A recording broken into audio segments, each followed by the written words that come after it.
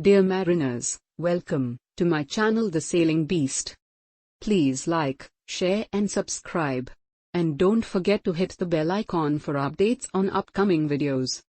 Question: explain voyage planning in polar region as per Chapter 11 of Polar Code. Answer: as per Polar Code Chapter 11.1 Goal. The goal of this chapter is to ensure that the company, master and crew are provided with sufficient information to enable operations to be conducted with due consideration to safety of ship and persons on board and, as appropriate, environmental protection. 11.2 Functional requirement. In order to achieve the goal set out in paragraph 11.1 above, the voyage plan shall take into account the potential hazards of the intended voyage. 11.3 Requirements.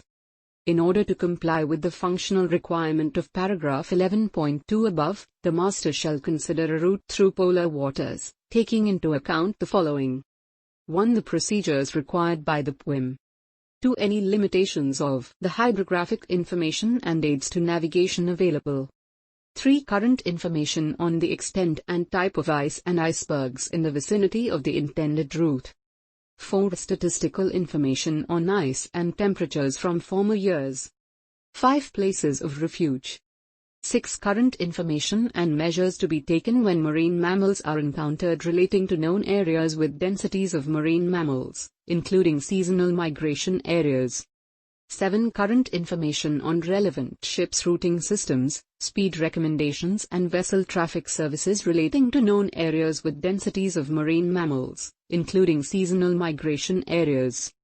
8. National and international designated protected areas along the route, and 9. Operation in areas remote from search and rescue, SAR, capabilities. Important point to consider for voyage planning.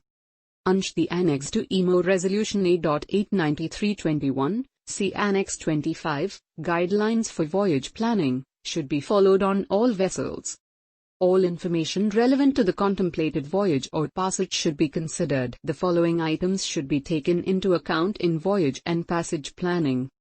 1. The condition and state of the vessel, its stability, and its equipment, any operational limitations, its permissible draft at sea in fairways and in ports, its maneuvering data, including any restrictions. 2. Any special characteristics of the cargo, especially if hazardous, and its distribution, stowage and securing on board the vessel. 3. The provision of a competent and well-rested crew to undertake the voyage or passage. 4. Requirements for up-to-date certificates and documents concerning the vessel, its equipment, crew, passengers or cargo. 5. Appropriate scale, accurate and up-to-date charts to be used for the intended voyage or passage, as well as any relevant permanent or temporary notices to mariners and existing radio navigational warnings. 6. Accurate and up-to-date sailing directions, lists of lights and lists of radio aids to navigation, and 7. Any relevant up-to-date additional information, including 8. Mariners' routing guides and passage planning charts, published by competent authorities. 9. Current and tidal atlases and tide tables.